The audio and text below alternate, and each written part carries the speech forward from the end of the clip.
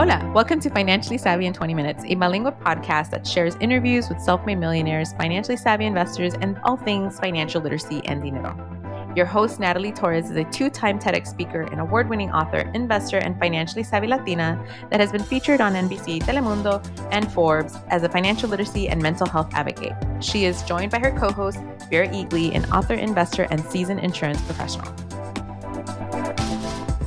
Welcome to another episode of Financially Savvy in 20 Minutes. I'm so happy to be here. This is Viri, and of course, with Natalie. Hello. Hello. So excited to be here. Yes, very excited because, as you know, we try to bring on special guests that really kind of guide our way through the craziness that is business, that is making money, dinero talks, and a lot of you know that I moved to Portland, Oregon, and I got so lucky to immediately meet some badass Latinas. Because the first thing I did was like, where are my Latinas at, right? Because like it feels lonely here when you don't know anybody.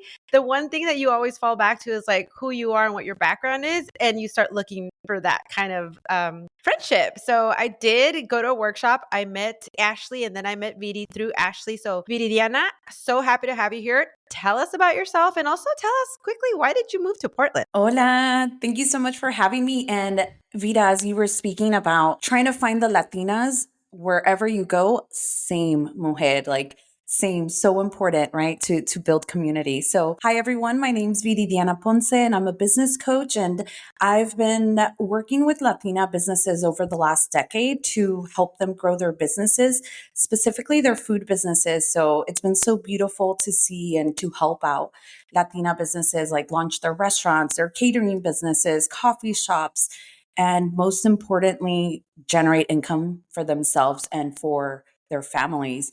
And I do this through a financial lens. So I do financial education, planning, and helping my clients secure funding so that they can turn their dreams into reality.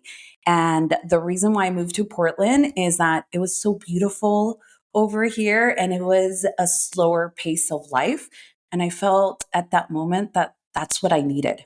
And so we made the move, and there wasn't much like going back and forth. I mentioned it and my partner agreed, which was wild because I'm usually the one throwing out crazy ideas and he's always like grounding me. But this time he went along with it. I love it. It's supportive partners make the difference, right? And you're hitting the path when you're changing life-changing decisions like moving, funding for business. It's good to have, I always say, a good partner because it can either make you or break you. So Agreed. A good one to hear. See. Absolutely. And so one question that we love to ask, Viri, is do you remember yourself when you first received your like first big paycheck? And what did you do? How did you feel? Yes. Because sometimes, sometimes as Latinas, especially when we're younger, we'll get like whatever jobs just to like help out our parents, help out ourselves. Like my mom always told me, like, I'll always have your back, but if you want to go out drinking and buying clothes, like that's on you, right? So like, what was your first paycheck and how did you feel? And wait, before you answer that, for those that are watching this on YouTube, Viri, I'm going to have you scoot over just a smidge. There you go. She's got a beautiful profile and her dangling earrings are pretty awesome. So if you're watching this, there you go. Perfect. We want to see the whole profile. And yes, what is the answer to that? Perfecto. So I'm going to say it wasn't a huge paycheck, first of all. So the first time I got paid from doing consulting, it was actually 10 years ago, September 2014. So it's my 10th year anniversary. And I count it of when I actually made that paycheck. And it's funny because I still have that check. And it's not for much. It's like a couple $100. But I just remember feeling so proud that I did this on my own, that I was getting paid for doing something that I loved, something that I went to school for, and that using my mind, y que yo lo había hecho. And so it was such a moment of just me being so proud of myself. And even more so than like getting a corporate job and, or doing, graduating college, it was just like, I did this. I created this based on like experience, passion, and expertise. I love that answer. That's beautiful. What you're saying is the pride that you have in something you've created. And there's probably a lot of people listening to this thinking like, should I start a business? Should I continue? What's the motivation? I guess a follow-up question. Did you have a book or something that just inspired you to take that leap of faith on your own? So not necessarily a book. I think that leap of faith was something that had been like building inside of me for years. It had I had worked or started working in a corporate job and I was so unhappy. And I remember asking myself, I was like, Viri, ¿qué quieres? And I knew the answer, and it was to help people like my family. And that was really like my driver and my motivator. And so it wasn't necessarily a book. It was just that it was something that was like brewing inside of me. And what actually forced me to do it was that I was working at a nonprofit organization, working with women and Latina women, and the organization went bankrupt. And so I was like, okay, this is the moment. O lo haces o lo haces. So I felt like I didn't have any other option because I didn't want to go back to corporate. I didn't want to go to the nonprofit world. So this was the time to do it. So that was really like the push or the force that I needed. Yeah, I love that life. They always say life has your back. Like if you're listening, life's got your back. It like bankrupted that company, unfortunately, but fortunately for you, right? So to get you to do what you want to do in your heart. Um, why Mhm. food? Why ladies that deal with restaurants? And I mean, I know why food, right? We love to eat, but why did you why did you go that path? So I'm going to say it wasn't planned. So when I was first starting to think about this, this business and really think about, okay, I want to help people like my family. We're immigrants, we're Spanish speakers, and I went into like planning mode, right? And I'm like, okay, what are my strengths? What do I want to do? So I started there, and I knew I wanted to work with Latinas, and but I didn't know that it was going to be women in the food industry. It just happened that when I started like talking about it and telling people like, yes, I'm going to be a consultant, even though I had no idea what the heck that meant, the people that I was going to were Latina women who were in the food industry. So it kind of happened because that was part of who was my network. And then when like 3 years passed by and I'm like, when I came up to breathe, I'm like, oh, all my clients are Latina women in the food industry. And so that was something that I really enjoyed because, of course, we love comida, and it's food in the Latino culture is so important to us. And there's so much emotion and so much pride tied into it. But because there's so much emotion and so much pride, that I see a lot of Latina women that they don't charge what they're supposed to, that they don't understand all of the costs behind it. They're amazing at making their product, but they don't understand the finance side. And so I was really able to come in and help them through that financial lens and through my financial expertise.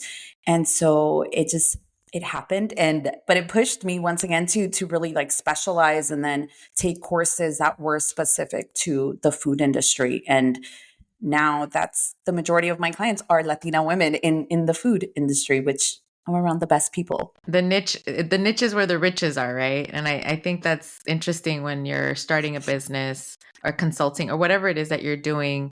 You think you know your audience, and that's why you do it, because you do know your audience, and then it does start to gravitate because hey, they recommend you to somebody else and so forth. And I think that's beautiful. You get that opportunity to really make money off of that too.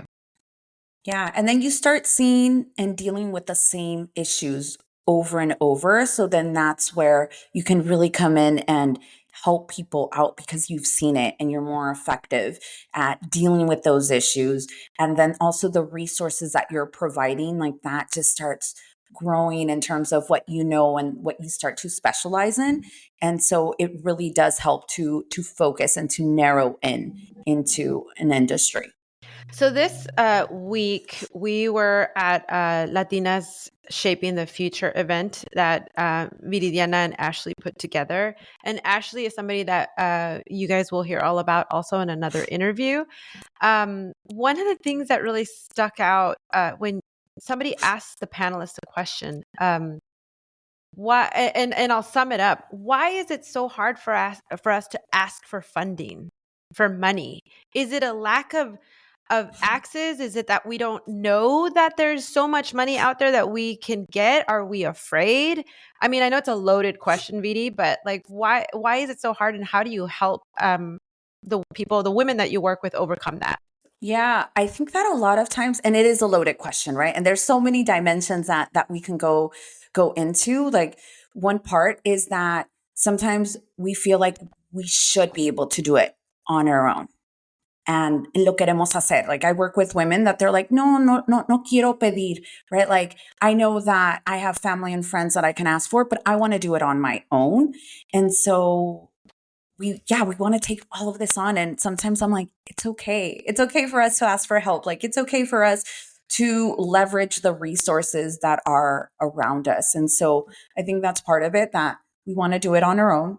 I think that other times we just don't know, right? We just don't know what we don't know. So we don't know that there are other options besides banks. And a lot of times people are rejected, a lot of women. And I think that for Latina business owners, I think we're, rejected from banks like at a higher rate than other folks. And so I think that that could also be really, like soul crushing, that sometimes we think we don't, we can't access that. I think that also a lot of times we don't have social security numbers, right? I work with a lot of immigrants who are I-10 holders. And so they don't know that there actually is funding available for these small businesses.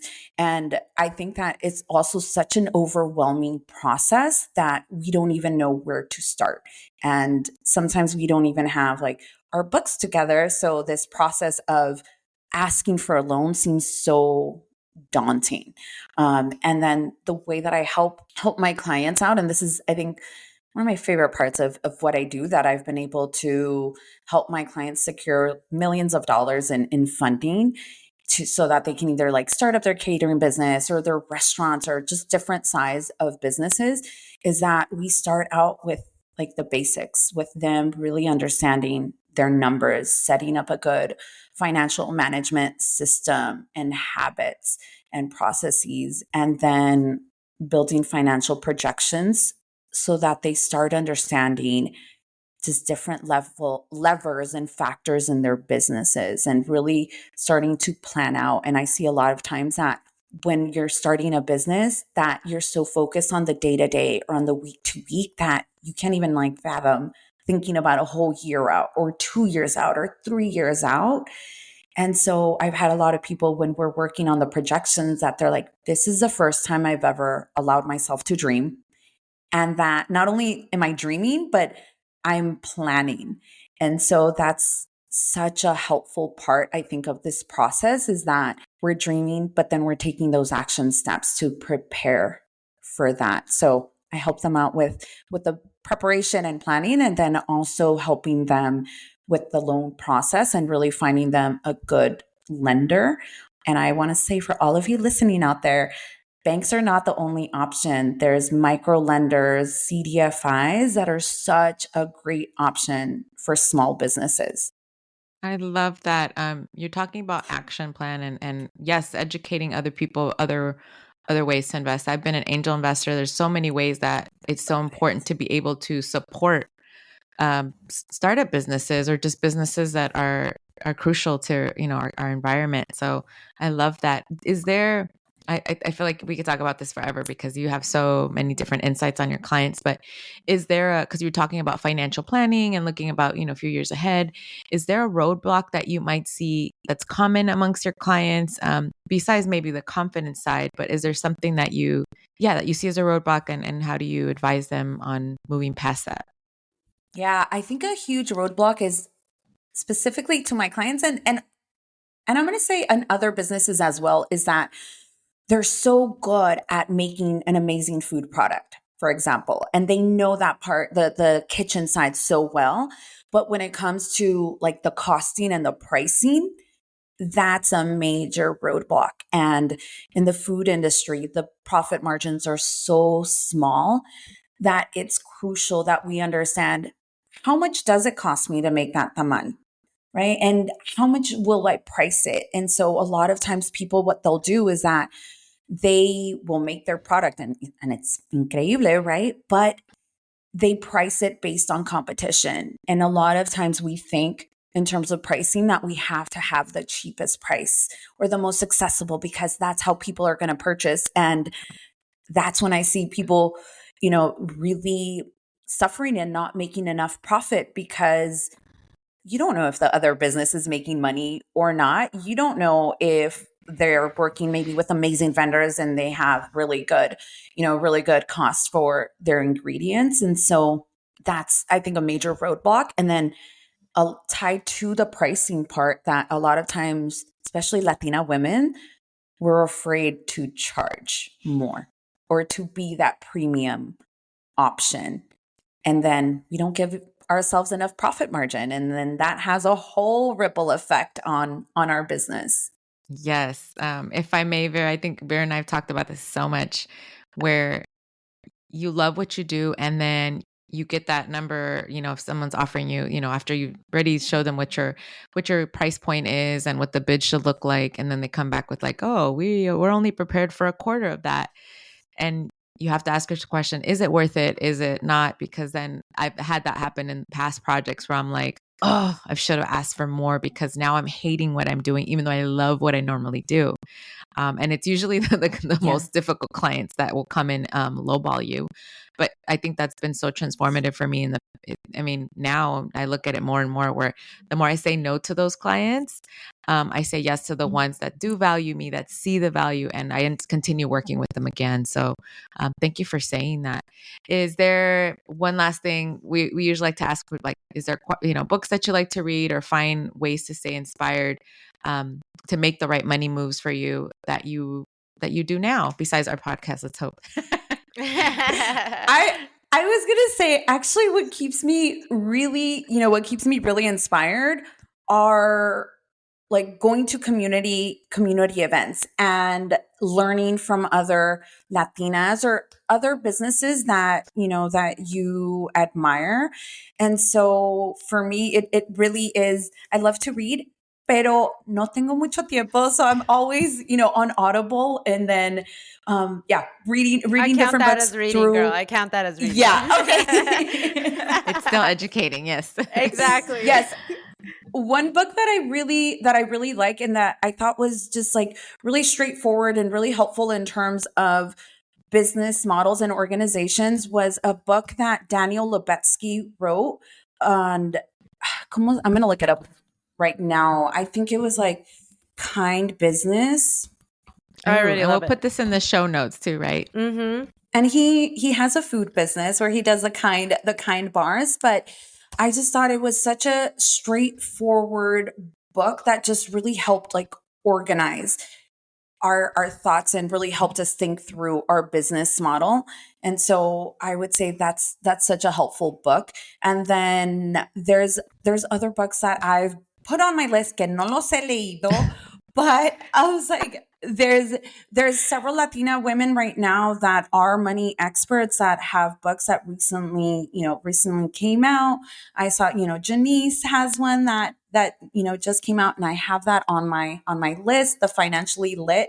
Entonces I would say también, besides books, I think podcasts and then also finding community events just really keeps me inspired and motivated to keep going. I mean, that's really how we met. It was a community event. You guys were like, where are my Latinas at in Portland? And so there you go. And I also really, it's funny because Instagram, social media, we all have like a tormented relationship with it sometimes. Like you don't want to spend too much time, but you need it. However, one thing I do love about Instagram and most of them out there is that you'll see all of the mutual connections. And I absolutely love that we all somehow have always been in our circle, but it's only a matter of time before you actually meet, whether it's virtually or in person. But the fact is there is a really dominant online Latina community that you should be a part of, because eventually you will meet and you can reach out and say, I need help. I don't know what to do. And I think that's the beauty of staying in touch with each other and knowing that, we're all there. Even the ones that supposedly we've already made it, we now have other problems that we need to deal with, right? So thank you for sharing that, Viridiana. I really appreciate it. Yes. And Gracias. how can people connect with you? Yeah, so talking about social media, that's a really great way. So by going on my Instagram, you can find me at VP Consulting SF, or on LinkedIn, you can find me under, I think my handle is Ponce Viri. Muchas gracias, amigas. To learn more about the podcast, follow us on Instagram at FinSavvy in 20 minutes and catch our interviews on YouTube. If you want to become a sponsor, hire us for your next workshop or speaking engagement, reach out to us at financiallysavvyin20minutes.com or send us a DM. All it takes is 20 minutes out of your day to become financially savvy.